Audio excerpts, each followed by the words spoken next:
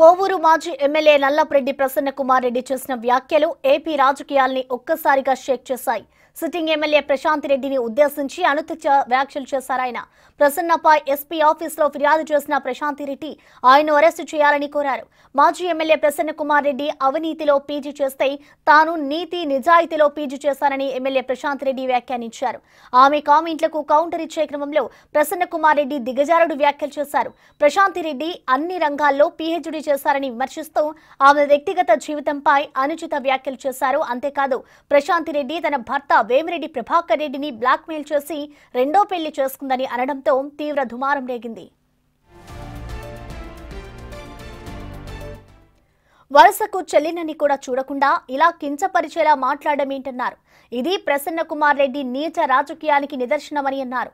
తనపై అసభ్య వ్యాఖ్యలపై ప్రసన్న కుమార్ రెడ్డిపై ప్రశాంతి రెడ్డి పోలీసులకు ఫిర్యాదు చేశారు. ఇక ఆయన వ్యాఖ్యల్ని కూటమి నేతలంతా ఖండించారు. మహిళల గౌరవానికి భంగం కలిగించేలా మాట్లాడితే సహించేదే లేదని హెచ్చరించారు. ప్రసన్న కుమార్ రెడ్డిని వైసీపీ నుంచి సస్పెండ్ చేయాలని డిమాండ్ చేస్తున్నారు.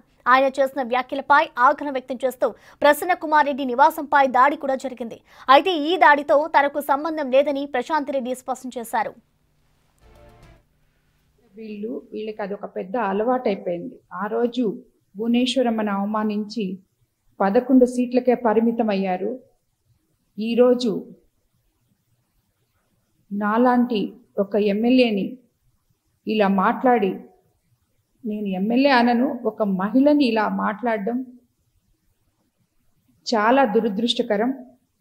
ఇటువంటి నీచమైన రాజకీయ నాయకుల్ని ప్రజలు గుర్తించి తిరిగి మళ్ళీ ప్రజా జీవితంలో అడుగు పెట్టకున్న విధంగా వాళ్ళకి గుణపాఠం చెప్పాలని ప్రతి ఒక్కరిని కోరుకుంటున్నాను.